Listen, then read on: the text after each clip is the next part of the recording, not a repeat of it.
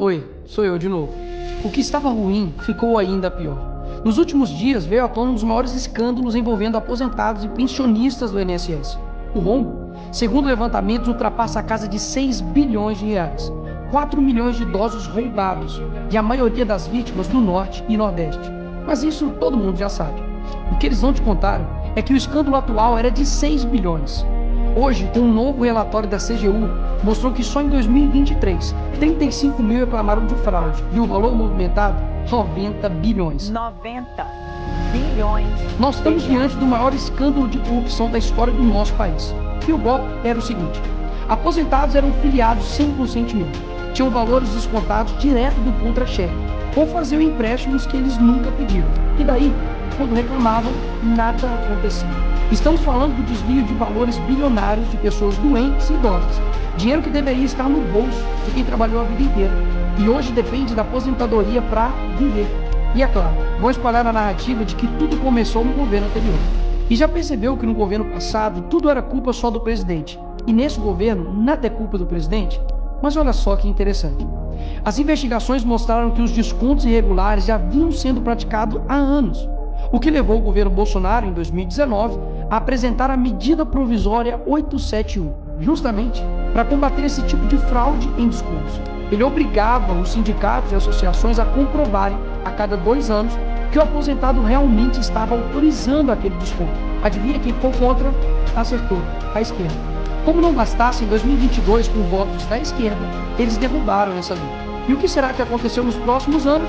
Bingo. Foi exatamente depois de derrubar esse mecanismo de proteção contra as fraudes que houve esse aumento absurdo de descontos indevidos. Ou, no português claro, aumento absurdo de roubo contra idosos. Desenhando porque eu sei que tem gente que só entende assim. 2019, Bolsonaro faz lei para proteger esses idosos de fraudes. 2022, esquerda derruba essa lei no Congresso. 2023 e 2024, explosão de fraudes. E ainda tem gente surpresa com isso. Não foi o Alckmin que disse: o ladrão quer voltar à cena do crime. E de fato voltou. Desde o início do governo Lula, representantes dos ministérios da Previdência participaram de pelo menos 15 reuniões com entidades que hoje estão sendo investigadas. Inclusive, o próprio ministro, Carlos Lupe, e o ex-presidente do INSS, Alessandro Stefanuto, estiveram em 8 dessas reuniões. A entidade que mais participou dos encontros com os ministros foi a CONTAG, justamente a organização que mais roubou o dinheiro dos aposentados. E o escândalo é ainda mais grave. O relatório de auditoria da CGU revelou que, em muitos casos, as autorizações para descontos foram feitas em nome de pessoas que sequer tinham condições de manifestar a sua vontade. Foram encontradas situações absurdas.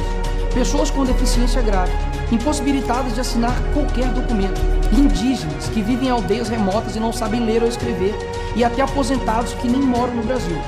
Roubar alguém já é terrível, mas roubar pessoas nessa situação é ter a certeza de que nada vai acontecer com você. Não é à toa que o relatório do próprio INSS mostra que o governo tinha ciência e sabia como barrar os descontos desde 2023. O Tribunal de Contas da União também sabia da denúncia desde 2023. Desde essa época, poderia ter ajudado as pessoas que foram vítimas, mas o julgamento ficou parado por mais de 1 ano, por um ministro do TCU indicado por Lula. E o sindicato investigado era do irmão do Lula. E o filho do Lewandowski, ministro do Lula, advoga para outra entidade acusada de fraude no INSS. É o país das coincidências. Ou seja, reuniram com entidades investigadas, foram avisados, confessaram que sabia e ignoraram. Fingiram que não viram. Agora, com a pressão do escândalo, o governo Lula trocou o ministro e só. Nenhuma consequência para ele.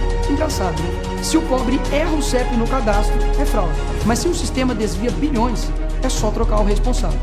O mesmo responsável que em 2011 também foi trocado pela Dilma por corrupção no seu ministério. Isso mesmo. Lula escolheu Carlos Lupe, um cara com histórico de corrupção para cuidar do dinheiro de idosos e doentes. E depois de 14 anos ele volta e cai de novo, da mesma forma. Tudo isso está acontecendo e sabe qual é a solução do governo? O INSS usará o dinheiro do povo e devolverá o dinheiro aos aposentados e pensionistas. Traduzindo, as vítimas vão ressarcir o prejuízo das vítimas. E os criminosos, Nicolas, seguirão livres, sem punições. Que bela democracia. Eles roubam e quando a gente descobre, eles mandam a conta para o povo brasileiro pagar. Assim fica fácil roubar. é o crime perfeito. Tá, Nicolas, mas o que vocês estão fazendo contra isso? Eu e a oposição apresentamos um projeto de lei para proibir definitivamente esse tipo de desconto automático no INSS. E mais, preciso da sua ajuda para poder pedir para instalar a CPI dos roubos dos aposentados. E será lá nessa comissão que vamos investigar mais a fundo e poder colocar na cadeia quem foi responsável por isso. E aí sim, fazer com que eles devolvam esse dinheiro, não que você pague essa conta.